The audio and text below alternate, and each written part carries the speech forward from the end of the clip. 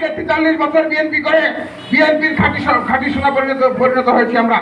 বিএনপির সহদপ্তর সম্পাদক অ্যাডভোকেট তাইফুল ইসলাম টিপু বলেছেন, বাংলাদেশের রাজনীতিতে আবারও নির্বাচন নিয়ে ষড়যন্ত্র চলছে। বিভিন্ন সময় বিভিন্ন গোষ্ঠী নির্বাচনকে বিলম্বিত করার চেষ্টা করছে বলেও অভিযোগ করেন তিনি। উপজেলার কলসনগর বাজারে দুয়ারিয়া ইউনিয়ন বিএনপির উদ্যোগে ঈদ পুনর্মিলনী অনুষ্ঠানে তিনি এসব কথা বলেন। কিছুদিনের মধ্যে যে নির্বাচন হবে সেই নির্বাচনে সাধারণ মানুষের ভোট লাগবে, সেই কারণে সাধারণ মানুষের সাথে খারাপ ব্যবহার করা যাবে না। সাধারণ মানুষকে আমাদের কাছে নিয়ে আসতে হবে। সেই একটা করে ভোটকে রাস্তার প্রতিটা থেকে শুরু করে মসজিদের ইমাম পর্যন্ত সকলের একটি ভোট, প্রত্যেকের ভোট আমাদের কাছে মূল্যবান। সেই ভোটগুলো আমাদেরকে দিতে হবে, সেই জন্য মানুষকে সম্মিলিত করতে হবে। আর একটি করে ভোট নেই আমাদেরকে এমপি বানাতে হবে। আর আমরা একজন করে এমপি হচ্ছে ৫১ জনের বেশি এমপি হলে বেগম খালেদা জিয়া তারেক রহমান বাংলাদেশের প্রধানমন্ত্রী হবে।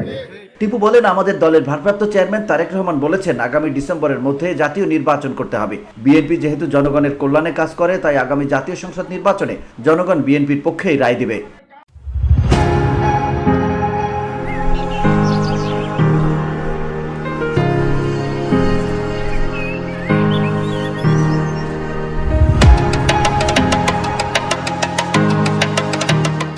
তিনি আরো বলেন, বেগম খালেদা জিয়া মানুষের জন্য কাজ করেছেন। মানুষের জন্য কাজ করতে গিয়ে জীবন মরণ সন্ধিক্ষণেও তিনি দেশ ছেড়ে পালাননি। কিন্তু যারা বেগম খালেদা জিয়াকে বিনা কারণে কারাগারে আটকে রেখে হত্যা চেষ্টা করেছেন, তারাই দেশ ছেড়ে পালিয়ে গেছেন।